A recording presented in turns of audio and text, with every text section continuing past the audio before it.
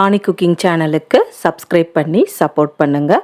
Bell ஐக்கானை click பண்ணுங்கள். அப்போ தான் நான் போடுற வீடியோஸ் உங்களுக்கு நோட்டிஃபிகேஷனில் வரும். என்னோட சேனலில் நான் போடுற வீடியோஸை உங்கள் ஃப்ரெண்ட்ஸ் அண்ட் ஃபேமிலிக்கு ஷேர் பண்ணுங்கள். நான் போடுற வீடியோஸுக்கு லைக் பண்ணி கமெண்ட் பண்ணுங்கள். இன்றைக்கி இந்த வீடியோவில் ராகி மாவு வச்சு ஹெல்தியான ரிப்பன் முறுக்கு எப்படி பண்ணலான்றதை பார்க்கலாம் வாங்க. ஈவினிங் டைமில் குழந்தைங்களுக்கு நீங்கள் ஈஸியாக செஞ்சு கொடுத்துடலாம். ரொம்ப டைம் எடுக்காது. அதே சமயத்தில் நிறைய பொருளும் இதுக்கு தேவைப்படாது. இந்த ஈஸியான ரெசிபி எப்படி பண்ணலான்றதை பார்க்கலாம் வாங்க.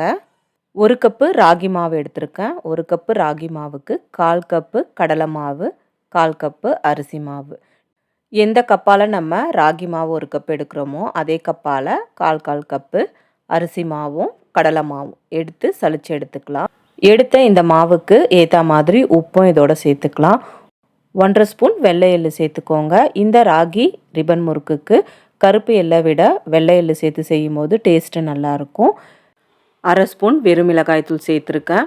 நம்ம எடுத்துருக்க இந்த அளவுக்கு 1/2 டீஸ்பூன் வரைக்கும் வெறுமிளகாய் தூள் சேர்த்துக்கலாம். நல்லாயிருக்கும் காரசாரமாக. குழந்தைங்களாம் சாப்பிட்றாங்க அப்படின்னா நீங்கள் காரத்தை கொஞ்சம் கம்மி பண்ணி சேர்த்துக்கலாம். 2 டேபிள் ஸ்பூன் பட்டர் ரூம் டெம்பரேச்சரில் இருக்கணும். அதையும் இதோடு சேர்த்து நல்லா மிக்ஸ் பண்ணிக்கலாம். மாவு பிசைறதுக்கு இன்றைக்கி நான் சீரக தண்ணி சேர்த்துருக்கேன். மாவு ரெடி பண்ணுறதுக்கு முன்னாடியே சீரகத்தை ஹாட் வாட்டரில் கொஞ்சம் நேரம் ஊற வச்சுட்டு அதுக்கப்புறம் வடிகட்டி அந்த தண்ணியை சேர்த்து பிசைஞ்சிங்கன்னா முறுக்கோட ஃப்ளேவரும் நல்லாயிருக்கும். நம்ம ராகி மாவு யூஸ் பண்ணுறதுனால டைஜஷன் ப்ராப்ளம்லாம் எதுவும் வராது.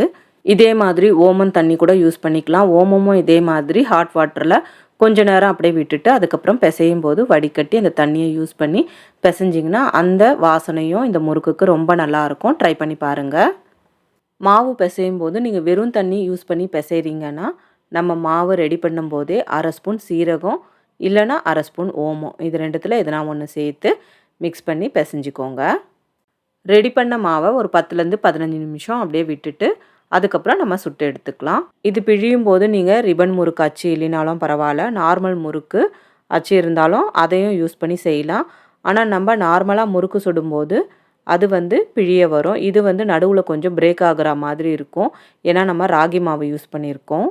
பொடியானாலும் பிரச்சனை இல்லை அப்படின்னா நீங்கள் நார்மலாக நம்ம முறுக்கு பிழிகிற அச்சு இருந்தாலும் யூஸ் பண்ணிக்கலாம். அதுவும் நல்லா வெந்து வந்துடும் முறுக்கு. அதனால தான் நான் 2 அச்சுலேயும் முறுக்கு பிழிஞ்சு காட்டியிருக்கேன். மாவு பிசைஞ்சு ஒரு 15 நிமிஷத்துக்கு அப்புறம் முறுக்கை சுட்டு எடுத்துடலாம். முறுக்கு ஒரு பக்கம் வெந்ததுக்கப்புறம் இன்னொரு பக்கம் திருப்பி போட்டு நல்லா சலசலப்பெல்லாம் அடங்கினதுக்கப்புறம் முறுக்கை எடுத்தோன்னா சூப்பரான ரிப்பன் முறுக்கு ரெடி ஆகிடும். கண்டிப்பாக ட்ரை பண்ணி பாருங்கள். 1 கப்பு ராகி மாவுக்கு இன்றைக்கி எனக்கு 1/2 கிலோ வரைக்கும் ராகி முறுக்கு வந்தது.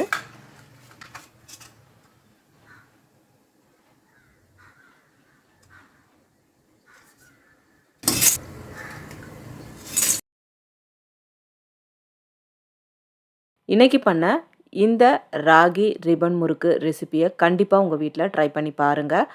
கொஞ்சமாக செஞ்சு நம்ம குழந்தைங்களுக்கு கொடுக்கும்போது ஹெல்த்தியாகவும் இருக்கும். சீக்கிரமாகவும் வேலை முடிஞ்சிடும். ஸ்நாக்ஸ் டைம் கூட நீங்கள் குழந்தைங்களுக்கு செஞ்சு கொடுக்கலாம். கண்டிப்பாக ட்ரை பண்ணி பாருங்கள். தொடர்ந்து சேனலுக்கு சப்ஸ்கிரைப் பண்ணி சப்போர்ட் பண்ணுங்கள். பெல் ஐக்கானை கிளிக் பண்ணுங்கள். அப்போ தான் நான் போடுற வீடியோஸு உங்களுக்கு அடுத்தடுத்து நோட்டிஃபிகேஷனில் வரும். இதே மாதிரி ஹெல்த்தியான டேஸ்டியான ரெசிபியோட நெக்ஸ்ட் ஒரு வீடியோவில் மீட் பண்ணலாம். Thanks for watching. Bye.